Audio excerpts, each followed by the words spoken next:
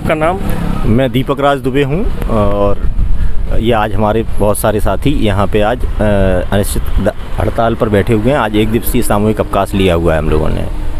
आप लोग किस विभाग में हैं और आपकी क्या मांग है? हम लोग सभी तकनीकी शिक्षा एवं कौशल विकास विभाग के अंतर्गत मध्य प्रदेश के 67 पॉलिटेक्निकों में कार्यरत हैं और हमारी आज की जो मुख्य मांग है वो है शासकीय संवर्ग में संविलियन करना। हम लोग पीएससी से चयनित व्याख्याता और विभागाध्यक्ष हैं, लेकिन 12 वर्षों के लंबे समय के बाद हम लोगों की लगातार यही मांग रही है कि हमें शासकीय संवर्ग में संविलियन कर दिया जाए। शासकीय संवर्ग में आपका संविलियन नहीं है, इससे आपको क्या परेशानियां हैं? इससे बहुत सारी परेशानियां हैं। हम लोगों को जो वेतन मिलता है वो सोसाइटी के माध्यम से और वेंडर कोड के माध्यम से मिलता है। इससे हमारी सैलरी हर बार लेट होती है, कई बार तो 3-3, 4-4 महीनों तक सैलरी नहीं मिलती हम लोगों को। ये हमारी मुख्य समस्या है। इसके अलावा हर कॉलेज के प्राचार्य अपने अलग नियमों के हिसाब से हम पे कार्रवाई करते हैं, जिससे कि हमें विभिन्न प्रकार की परेशानियों का सामना करना पड़ता है। अभी तक आप लोगों के द्वारा क्या प्रयास किए गए हैं? हम लोग इन नियमों के इंडक्शन के उपरांत ही इन नियमों के समाप्ति की लड़ाई लड़ रहे हैं।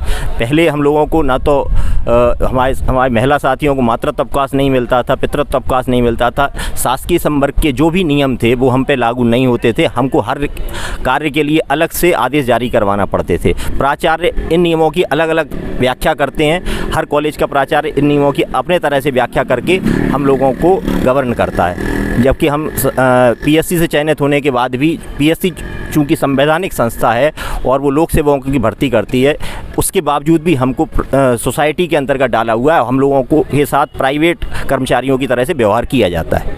इस बारे में हम लोग लगातार अपने मंत्री महोदय, इसके पूर्ववर्ती मंत्री महोदयों से लगातार इस संबंध में चर्चा कर चुके हैं और उन्होंने हमेशा हमें आश्वासन दिया है। इस बार की हमारी मंत्री महोदया श्रीमंत यशोधरा राजे जी ने भी हमें आश्वासन दिया है और उनके कहने के अनुसार हमारे संविलियन की फाइल आज भी चल रही है। लेकिन ये वित्त विभाग में ऐसा ज्ञात हुआ है कि ये वित्त विभाग और सामान्य प्रशासन विभाग में अटकी हुई है। हम लोगों की मुख्यमंत्री महोदय और सभी उच्चाधिकारियों से यही आग्रह है कि ये फिर से ये फाइल को शीघ्र क्लियर करवा के हम लोगों को शासकीय संवर्ग में सम्मिलन किया जाए। क्या कैबिनेट में भी चर्चा हुई है इस बारे में?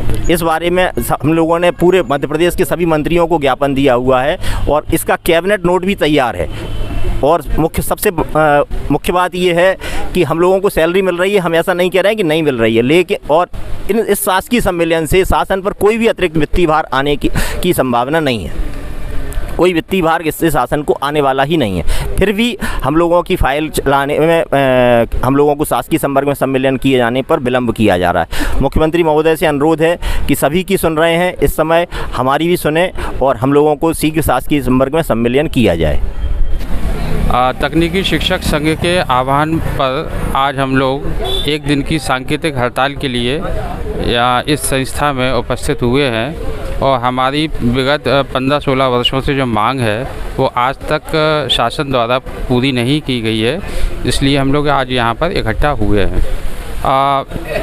सन 2005 में मध्य प्रदेश लोक सेवा आयोग से भर्ती की गई थी। इसमें लगभग 1000 व्याख्याता, एचओडी और प्रिंसिपल स्तर पर भर्ती की गई थी। उसके बाद 2015 में तकनीकी शिक्षा विभाग ने गेट के माध्यम से एक भर्ती और की थी, जिसमें लगभग 1000 के आसपास व्याख्याताओं की भर्ती हुई थी। लेकिन कुछ समय बाद जब वेतन विसंगतियां आने लगी और वेतन से संबंधित समस्याएं आने लगी, तो हमने समय समय पर विभाग प्रमुख एवं तत्कालीन मंत्रियों को ज्ञापन भी दिया और इस समस्या को बताया भी है।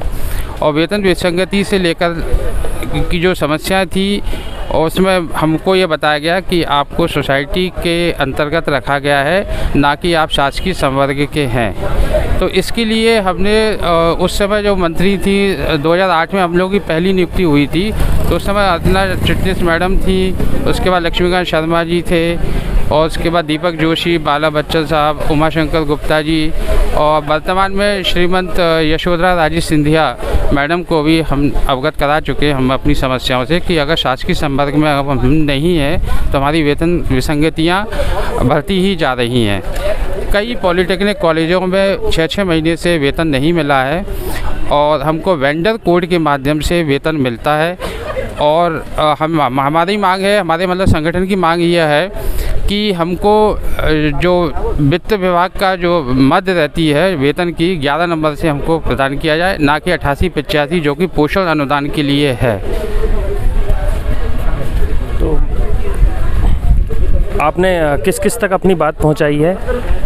2008 से हम लगातार प्रयासरत हैं। प्रमुख सचिव स्तर तक हमने ज्ञापन दिए हैं, अपने प्रिंसिपल के माध्यम से उन तक बात पहुंचाई गई है, मंत्रियों को अवगत कराया गया है। मंत्रियों ने 2008 से लेकर अब तक हमेशा आश्वस्त किया है कि हम आपकी मांगों पर विचार कर रहे हैं और शीघ्र ही इसका निराकरण किया जाएगा, लेकिन कोई फाइनल अभी डिसीजन अभी तक हो नहीं पाया शासन स्तर पर। मंत्री महोदया या मुख्यमंत्री जी द्वारा कोई घोषणा की गई है? पचमढ़ी में एक कैबिनेट की विचार मंथन हुआ था, उसमें श्रीमंत यशोदा राजे सिंधिया द्वारा एक वक्तव्य दिया गया था कि शीघ्र ही आपकी समस्याओं का निराकरण कर लिया जाएगा। लेकिन अब चूँकि चुनाव आने वाले हैं, आचार संहिता लगने वाली है, तो अब समय बहुत कम है, इसलिए हम शासन से मांग कर रहे हैं कि शीघ्र से शीघ्र हमारी 18 साल पुरानी जो मांग है उसको पूर्ण किया जाए। मंत्री महोदया क्या विभागीय अधिकारियों का क्या कहना है, कहाँ समस्या आ रही है? जैसा मंत्री महोदया ने बताया है कि विधि विभाग से फाइल क्लियर हुई है, लेकिन फाइनेंस मिनिस्ट्री का उसमें कुछ ऑब्जेक्शन है, तो वो प्रयासरत भी हैं इस बात के लिए, लेकिन फाइनल अभी कुछ हुआ नहीं। आपके शासन में संविलियन से कितना वित्तीय भार शासन पर आएगा?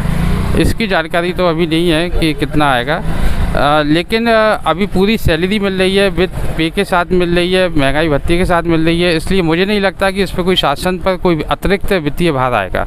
हमारी मांग वित्तीय भार वाली है ही नहीं, हमारी मांग है समान कार्य और समान सम्मान एवं तकनीकी शिक्षा विभाग की गरिमा को भी बनाए रखें, जिसमें उन्होंने गेट से भर्ती की है, और मध्य प्रदेश लोक सेवा आयोग की गरिमा को भी बनाए रखना है, जिसमें वो एक संवैधानिक संस्था से जो लोग चुन के आते हैं तो वो अपने आप को गौरवान्वित महसूस कर सकें।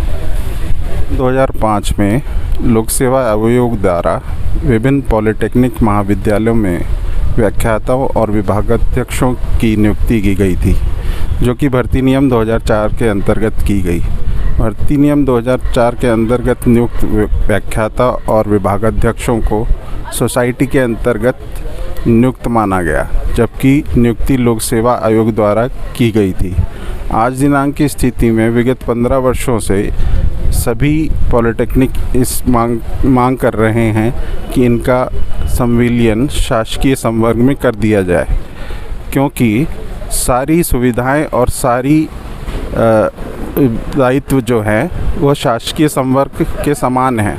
फिर भी शासन इन व्याख्याताओं और विभागाध्यक्षों को शासकीय संवर्ग में सम्मिलित नहीं कर रहा है, जिसके कारण जिनकी तनख्वाह ठेकेदारी प्रथा के तहत वेंडर पोर्ट के द्वारा प्रदान की जाती है। और अभी तक आप लोगों के द्वारा क्या प्रयास किए गए? विगत 2008 से जितने भी तकनीकी शिक्षा के मंत्री रहे, उन्हें इस बात को संज्ञान में लाया गया, उन्हें विज्ञापन भी दिए गए, सबके द्वारा किसी न किसी प्रकार का आश्वासन दिया गया।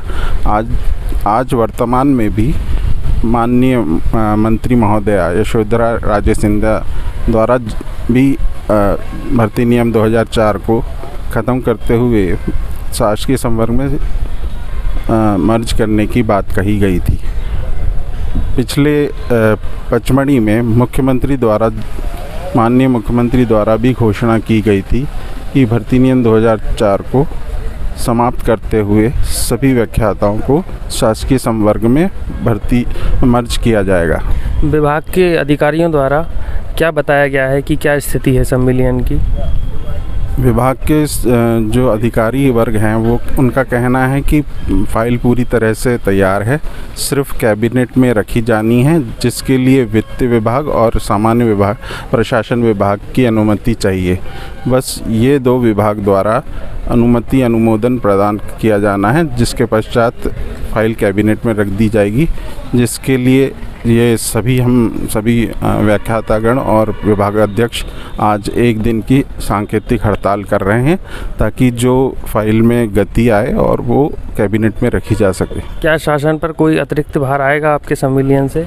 शासन में किसी भी प्रकार का कोई वित्त भार नहीं है, क्योंकि सभी व्याख्याता और विभागाध्यक्ष पे स्केल में ले रहे हैं और उन्हें पूर्ण रूप से जो भी तनख्वाह एक शासकीय संवर्ग के व्याख्याता को दी जाती है, वही भर्ती नियम 2004 के व्याख्याताओं को दी जा रही है। Welcome to our YouTube channel. Don't forget to like, subscribe and share the videos.